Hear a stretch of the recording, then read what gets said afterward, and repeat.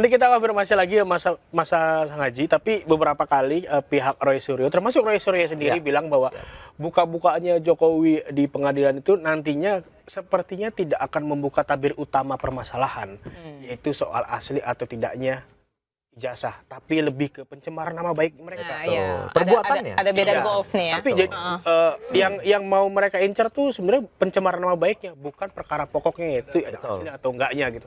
Tanggapannya kayak gimana gitu? Jadi gini, memang yang akan lebih konsen nantinya di pengadilan itu adalah peristiwa pidananya. Karena kenapa? Kalau terkait ijazah kan tadi saya bilang, walaupun Bonatua sudah ngambil dari sana, itu mengkonfirmasi bahwa Pak Jokowi tidak pernah menggunakan produk palsu.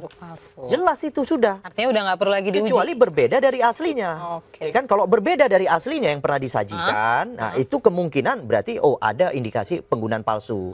Tapi itu kalau dinyatakan sama, Pak Bonatua bilang, oh ya sama dengan yang pernah ditunjukkan dengan sampelnya. Berarti saya terkonfirmasi keyakinan saya. Bahwa Pak Jokowi tidak pernah menggunakan produk palsu, jelas itu. Oke, Zanars, nih kita sudah kehadiran satu narasumber lagi dari kuasa hukum Roy Suryo, Abdul Ghafur Sangaji. Silakan kepada Bang Abdul Ghafur untuk Mas Haji bergabung bersama kita di sini. Halo, selamat sore. Terima kasih sudah hadir. Halo, brother. Halo, brother. Ayo, Mbak. Soalnya macet ya. Ya, macet. Macet, hujan ya, juga di mana-mana. dingin Iya. lah. Terima kasih juga udah menyempatkan Thank waktu. you ya sudah hadir. Nih kalau langsung kita tanya gimana nih? Iya, masih mau napas dulu apa mau minum dulu? Minum dulu nggak apa-apa? Minum dulu. Oh, iya. Iya. Iya, boleh ya. Sambil minum aja nih. Sambil minum, ambil napas, gitu, sambil cerita. Sambil minum saya mau menceritakan tadi bertanya soal arsip-arsip ijazah asli dari KIP, dari KPU yang sudah diberikan kepada pihak Roy Suryo. Apakah itu jadi angin segar sebenarnya untuk pihak Roy Suryo ataukah malah toh ternyata sama nih gitu kan? Sama nih Bang. Ini Kalau menurut saya justru ini angin segar. Angin segarnya ada dua. Yang pertama, ijazah itu didapatkan secara sah, tidak melawan hukum ya. Karena berdasarkan putusan resmi dari Komisi Informasi Pusat yang dimohonkan oleh Pak Bonatua, dan saat itu saya juga salah satu kuasa hukumnya Pak Bonatua di Komisi Informasi Pusat gitu. Karena ini sudah didapatkan dengan sah, kemudian kalau kita lihat ijazah yang diunggah oleh Dian Sandi dan menjadi basis penelitiannya Mas Roy Bang Rismondang Don Tertiva, kita bisa melihat bahwa ternyata ijazahnya ini sama. Karena kan dulu awalnya tuduhan teman-teman bahwa ini kan sumber datanya nggak valid, nggak bisa dipertanggungjawabkan. Karena kalau kita bicara penelitian kan selain metodologi yang penting kan adalah sumber data. Ketika kita meneliti satu sumber data yang dianggapnya tidak valid, teman-teman ini kan men-challenge-nya kan dari situ. Tetapi kemudian begitu kita dapatkan salinan resmi, salinannya resmi loh ya, maka kemudian secara fisik terkonfirmasi bahwa sama kok ijazahnya. Kalau teman-teman mengatakan, oh enggak sama, berarti ada berapa versi ijazah Pak Jokowi. Ada langkah hukum berikutnya Bang?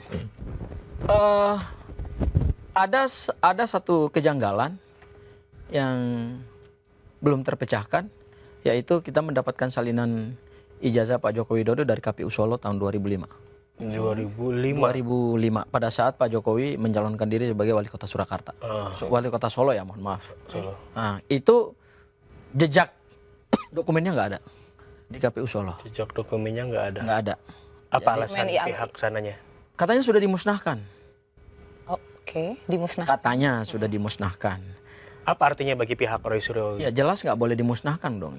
Karena kenapa? Kalau kita mengikuti undang-undang kearsipan, itu kan bagian dari dokumen penting yang punya nilai guna sejarah. Makanya kenapa di KIP pada saat Bang Bonatua juga salah satu termohonnya adalah pihak dari ANRI, Arsip Nasional itu mereka katakan bahwa ya apa yang mau kami arsipkan, orang arsipnya nggak pernah diserahkan ke kami dokumennya. Ya kan? Padahal esensi daripada undang-undang kearsipan itu adalah menyimpan suatu dokumen yang punya nilai guna sejarah demi menjaga memori bangsa. Jadi arsip itu pentingnya bukan hanya sekedar kita menyimpan satu dokumen, bukan. Tapi yang penting daripada satu kearsipan itu adalah kita menyimpan satu dokumen sejarah sebagai bagian dari identitas bangsa. Karena kan bangsa ini kan ratusan tahun bahkan ribuan tahun ke depan. Kalau dokumen itu tidak tersimpan dengan baik, tidak terjaga dengan baik, berarti ya anak cucu kita kelak di kemudian hari tidak mampu akan membuka data-data sejarah gitu. Makanya negara seperti Belanda misalnya, itu kan negara yang sangat konsen terhadap histori. Ya, makanya di universitas-universitas di Belanda sana kan ada perpustakaan yang khusus untuk bagian Indonesia. Padahal dulu mereka yang jajah kita gitu. Tapi kemudian mereka menyimpan dokumen-dokumen kita. Bahkan ijazah seorang wakil presiden Republik Indonesia namanya Pak Muhammad Hatta. Pada saat beliau menyelesaikan pendidikan di Erasmus University di Belanda itu kan quote and quote kan dibenci oleh Belanda. Karena begitu dia mendapatkan pendidikan, kemudian dia berbalik arah dan memerdekakan bangsanya. Tapi begitu bangsa dia merdeka, dihargai, ijazahnya disimpan rapi di Erasmus. Apalagi ini sekelas Presiden Republik Indonesia gitu. Bang, Nah, ini itu kan yang jejaknya kita belum bisa dapat sampai hari ini di KPU. kenapa tuh Bang? Abang harus mencari jejak itu ada kaitannya dengan Iya, karena kita ingin mengungkap satu Secara kebenaran keseluruhan. sejarah. Ini bukan untuk hari ini loh. Soal Pak Jokowi ini bukan penting Pak Jokowinya. Tetapi ini seorang presiden yang ijazahnya dipertanyakan, yang ijazahnya dipersoalkan. Ijazahnya dipersoalkan loh. Ini seorang presiden Republik Indonesia yang berkuasa selama 10 tahun dipilih oleh ratusan juta rakyat Indonesia gitu, melalui satu pemilihan demokratis. Itu akan menjadi jejak historis di kemudian hari. Terus tadi juga kita nanya ke Mas Manan, bilang bahwa mereka juga siap di persidangan nanti. Nah, yang jadi pertanyaan saya, seberapa akan buka-bukaan? Pak Jokowi juga udah bilang bahwa akan buka-bukaan. Seterbuka apa sidang nanti, sedangkan Pak Jokowi sendiri hanya menjadi saksi terlapor gitu loh. Saksi pelapor ya? Iya, kalau kita bicara proses persidangan, saya pikir pasti udah autopilot ini barang. Autopilot. Kenapa? Karena sesuai dengan hukum acara. Kecuali hukum acara kita dibatalkan, ya sudah, berarti menggunakan diskresi aja. Ini nggak ada penggunaan diskresi di sini. Penggunaan adalah kewenangan yang diberikan oleh undang-undang. Kalau diskresi itu kan satu kewenangan yang bisa dilakukan secara insidentil. Itu diskresi.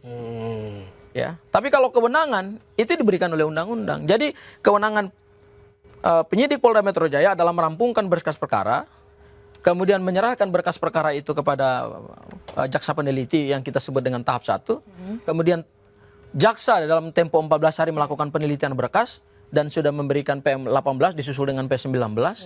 Kemudian saat ini penyidik Polda Metro Jaya diberikan tenggang waktu 14 hari sesuai dengan pasal 61 ayat 3 KUHP untuk merampungkan berkas perkara. Kemudian setelah itu kalau dinyatakan P21 berarti dilakukan tahap 2. Begitu dilakukan tahap 2, masuk ke proses persidangan. Begitu masuk ke proses persidangan, langsung P29, surat dakwaan. Begitu masuk ke surat dakwaan, eksepsi, habis eksepsi, pembuktian, putusan. Itu udah autopilot. Dengan sendirinya akan berjalan. Sepanjang kasus ini tidak dihentikan.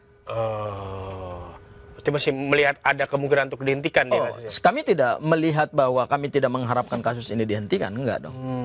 Ya kan? Saya hanya mengatakan bahwa kemungkinan itu kan bisa saja.